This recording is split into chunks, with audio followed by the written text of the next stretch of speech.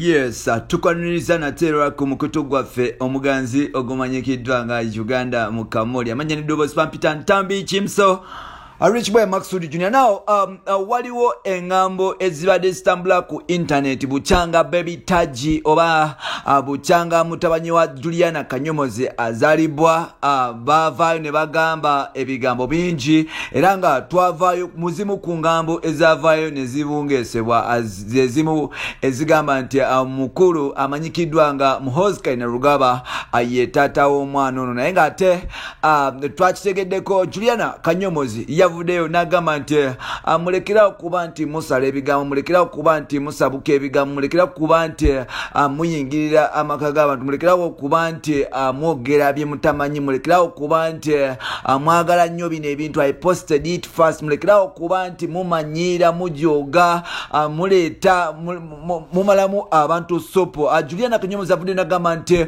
buli omu abadde agamba baby taji oba mutabanyiwe nga bwali mutabanyi wa Muhoozi Kainerugaba oba mutabanyi wa president mbuye yamuzalamu omwanya agamba nti mubikomeze ddala kubanga ye ne Muhoozi Kainerugaba talina kibagata kyamanyi okujjako kuba nti bemanyi ku friendly basis. Era yavudde nagamba nti omwana we alimanyi taata we omutuufu so bweriba time nga yeyo time gyayagala kuba nti mumanya taata wa taji omutuufu alivayo nagibagamba naye nga ate mulekerawo okuba nti musala ebigambo bimutamanyi. Twakitegerako nti Juliana bwe yazaala omukulu amanyikiddwa nga General Kainerugaba Muhoozi yavaayo n'atandika okuba nti ayagala Juliana n'omwana baby taji babeere nga bagenda ku blood test nga Kainerugaba agamba nti omwana oyo mbuwe. Ekitegeeza nti Juliana ne Kainerugaba ne Muhoozi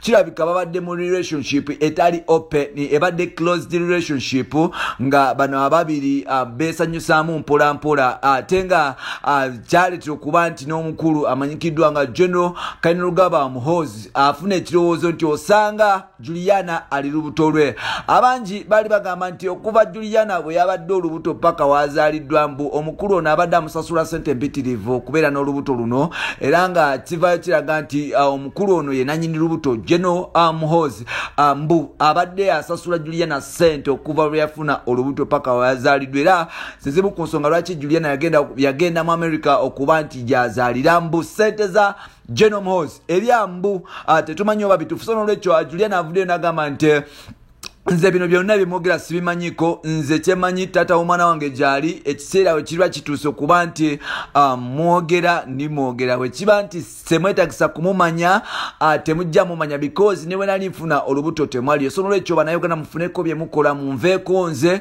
omwana wange bamuyita Taji talina linnya ddala tojja musuubirako lya Kainerugaba oba lya Muhoozi oba lya Museveni oba lya Kaguta. omwana wange nyiza okumutuuma Taji Juliana Kanyomozi Taji Kanyomozi. That means nti omwana ayinza okumuoninga simanyi oba bano ababiri basaze okuba nti bajja relationship yawe mu camera n'okuba nti engeri gye kiri nti ono omwana wa mukulu ate nga tukimanyi nti buli abeera mu buyinza abeera ne ba enemy bangi. Ekitegeeza nti Juliana ayinza okufuna obuzibu nga avuddeyo nayogera nti omwana gwalina wa Kainerugaba Muhoozi oba nga kituufu omwana si wa Muhoozi. So n'olwekyo kiri wakati waabwe ababiri Muhoozi ne Juliana oba omwana waabwe oba si waabwe tebitukwatako. Time werituuka nga twagala okumanya nga baagala tugamba ani nannyini mwana bali mutugamba omwana yakamala myezi just tanala na kuweza mwezi omwana atandise okufuuka topic in the entertainment industry. So n'olwekyo